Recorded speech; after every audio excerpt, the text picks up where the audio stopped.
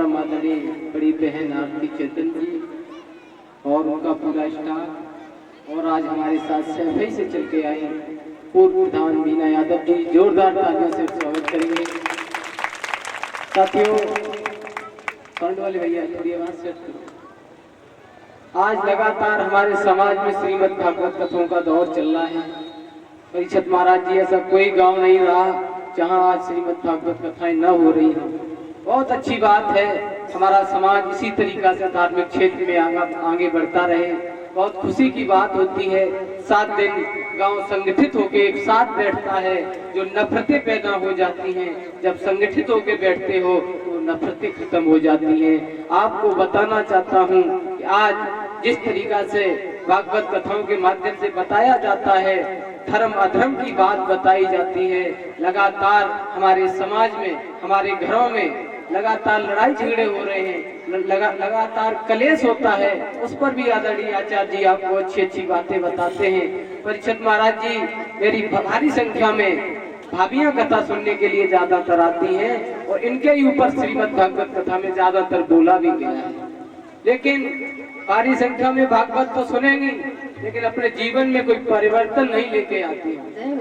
माताओं, सबसे पहले की बात आपसे बताना चाहता हूँ, आज आप भी चाहती हो कि बहू मेहनती मिले, बहू हमें सुबह खाना परोसे, अच्छी बात है, सेवा करे, लेकिन बिटिया आपकी आलसी है, बिटिया हमारी 9 बजे उठे। आपको भी परिवर्तन लाना होगा। आप अपनी सेवा के पहले अपनी बेटी को शिक्षा दो कि जिस घर में बेटा आप जाओ, उस घर के, आपका घर आप तब था जब आप इस घर में थी। आज आपकी शादी हो गई है तो आपका घर वो हो गया है जहाँ आपकी शादी हुई है। तो आप उस घर को संगठित होकर लेके चलें और आपके सबसे जो ईश्वर मान लीजिए, जो सास ससुर आपको मिलते हैं, उनकी सेवा करिएगा।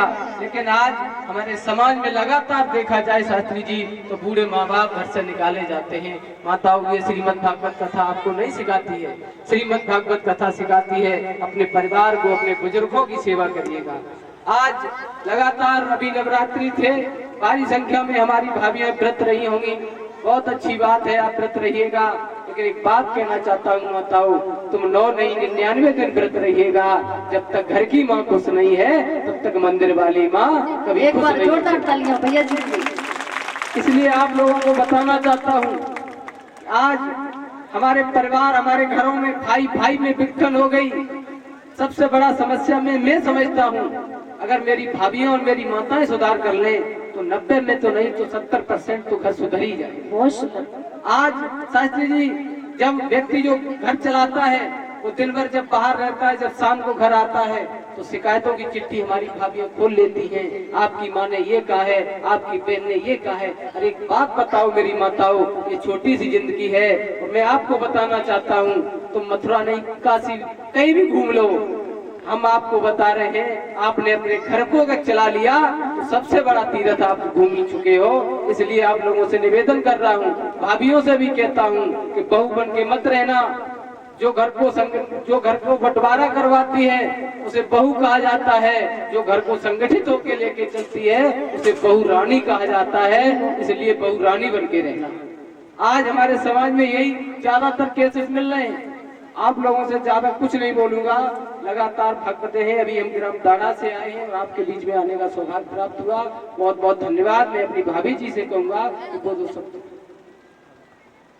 जितने भी यहाँ पे बड़े बुजुर्ग बैठे हुए हैं, सभी को मेरा प्यार भरा नमस्कार। आज हम आपके बीच में आए और इस भागवत कथा में शामिल होने का मुझे मौका मिला, ये मेरे लिए बहुत सौभाग्य की बात है। ज़्यादा समय व्यतीत नहीं करूँगी, कुछ ही शब्दों में बहुत कुछ कहना चाहूँगी। सबसे पहले मैं अपनी बहन बेटी हूँ, जितनी भी हमारे यहाँ छोटी बहनें बड़ी बहनें बैठी हुई हैं, आपसे मैं एक ही निवेदन करूँगी, जिस घर में आप जाएं उस घर को आप स्वर्ग बना दें। बड़े बुजुर्गों की खूब सेवा करें। मंदिर में जाने से, घंटी हिलाने से भगवान खुश नहीं होते हैं।